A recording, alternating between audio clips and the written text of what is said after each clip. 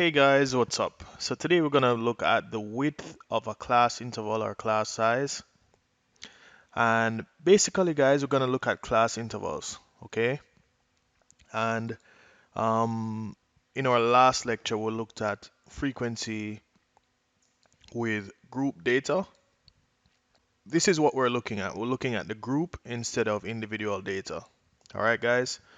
So it says the weights of 100 students correct to the nearest kilogram are shown in the frequency table here.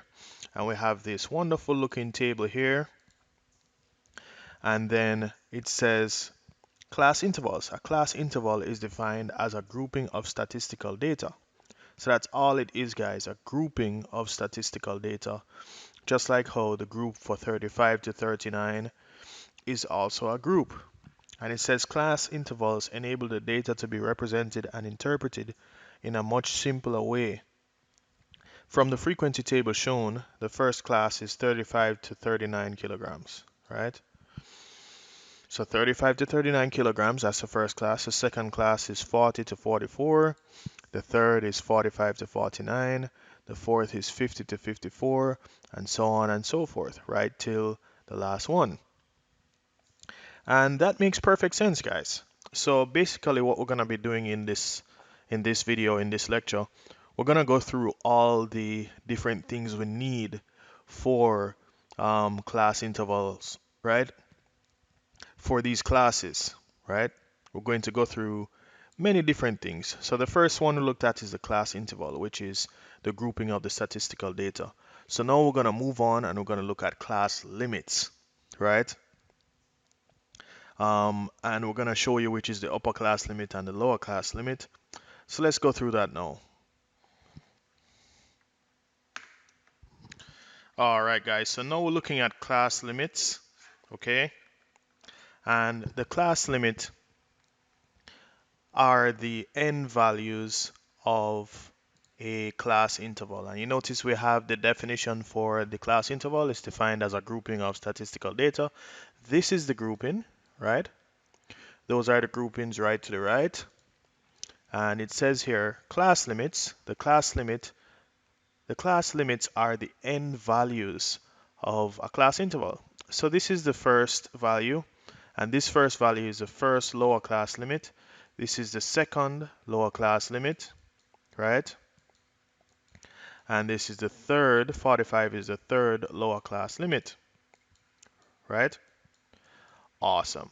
And then this 39 is the first upper class limit. And then 44 is the second upper class limit. And 49 is the third upper class limit.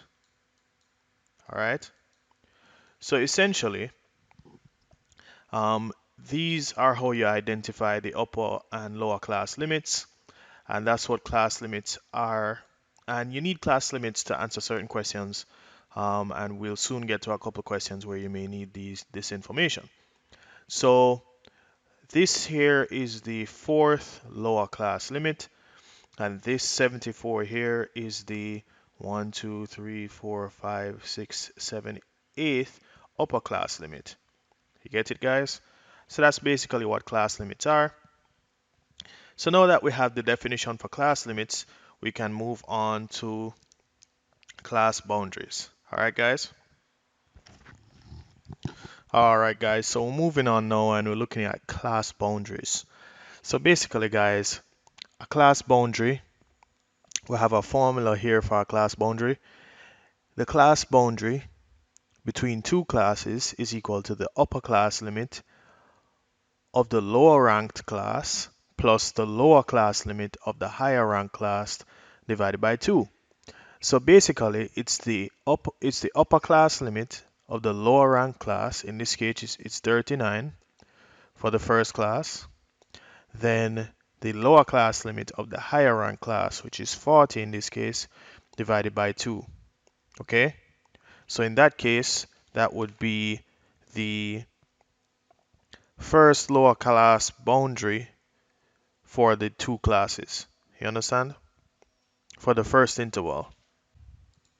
Alright guys, so what we're going to do is we're going to calculate the the upper class boundary and the lower class boundary of the second class, right?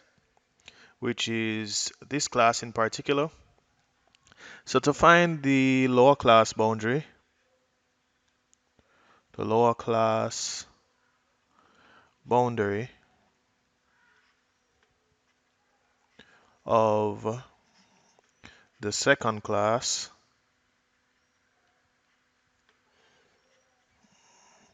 this should be equal to the upper class limit of the lower rank class, which in this case is 39, right? 39. And the lower class limit of the higher rank class, which in this case is 40, divided by 2. And we end up getting 39.5. Okay, guys? So you notice it's 0.5 higher than 39. And that's usually the trend, guys, when you actually find the lower or upper class boundary. So let's find the upper class boundary. So let's find the upper class boundary now. So we're gonna find the upper class boundary of the second class.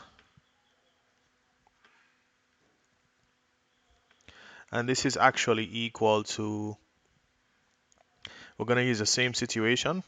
So for the upper class boundary of the second class, we are going to find the upper class limit of the lower rank class. In this case, we're going to use 44 because 44 is a lower rank class in this case.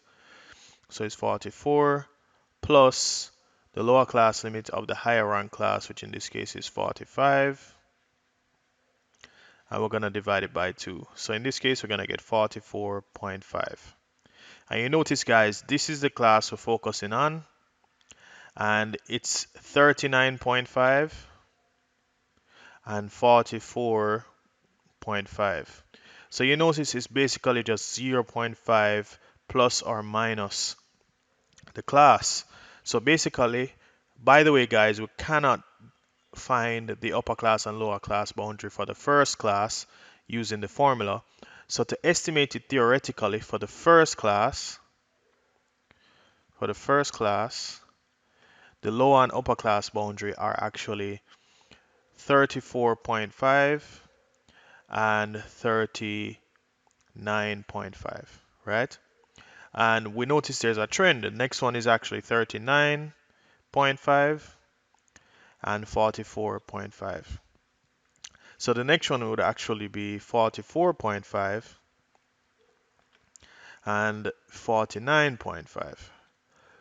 And the next one would be 50, no, not 50, 49.5 and 54.5. And it goes on and on and on. And these would go right down till the end. So this is the lower class limit for the lower class boundary, sorry, for the first class, and this is the upper class boundary for the first class, and so on and so forth, right down to the last one. In this case, for the last one, it would be 79.5 for the lower class boundary of the last class, and 84.5 as the upper class boundary of the last class. So you get the picture here, guys. Once you have this formula and you find the second class here, you basically have found all the rest. You don't really need to multiply. You don't really need to divide through for every single one. Once you know that this is the trend, zero point 0.5 minus the lower class boundary and zero point 0.5 plus the upper class boundary, you can find all the rest for all of them. All right, guys. Cool. So let's just move on now. We're gonna move on to the right. We're gonna move on from class boundaries and we're going to go to class midpoint. All right, guys.